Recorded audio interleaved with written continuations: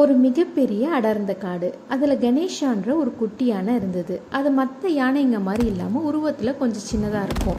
கணேஷா எப்போவுமே ஹாப்பியாக மற்றவங்களுக்கு ஹெல்ப் பண்ணுற மைண்ட் செட்டோட ஆக்டிவாக இருக்கும். பட் ஆனால் அதுக்கு ஒரு சின்ன கவலை எப்போவுமே இருக்கும். என்னென்னா மற்ற யானைங்க மாதிரி நம்மளால் பெரிய பெரிய மரங்கள் அசைக்க முடியல அப்படின்னு சொல்லிட்டு எப்போவுமே வருத்தப்படும். ஒரு நாள் அப்படி தான் காட்டில் பலத்த மழை அடித்து அங்கே இருக்க ஒரு ஓடையில் வெள்ளம் பெருக்க எடுக்க ஆரம்பிச்சிருது. அந்த வெள்ளத்தில் ஒரு குட்டி ரேபிட் மாட்டிக்குது.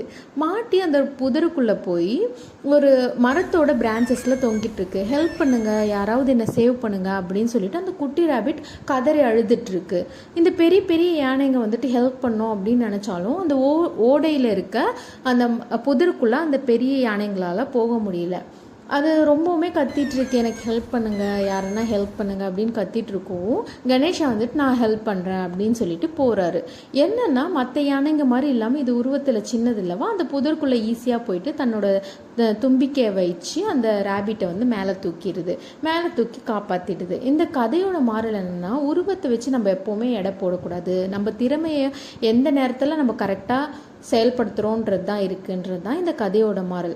நம்ம எப்போவுமே மற்றவங்களுக்கு ஹெல்ப் பண்ணுறதை வச்சு நம்ம ரொம்பவுமே ஹாப்பியாக இருக்கலாம் அப்படின்ற மாதிரி தான் இந்த கதை சொல்ல வருது.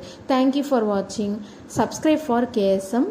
லைக் பண்ணாதவங்க லைக் பண்ணிக்கோங்க, சப்ஸ்கிரைப் பண்ணாதவங்க சப்ஸ்கிரைப் பண்ணிக்கோங்க.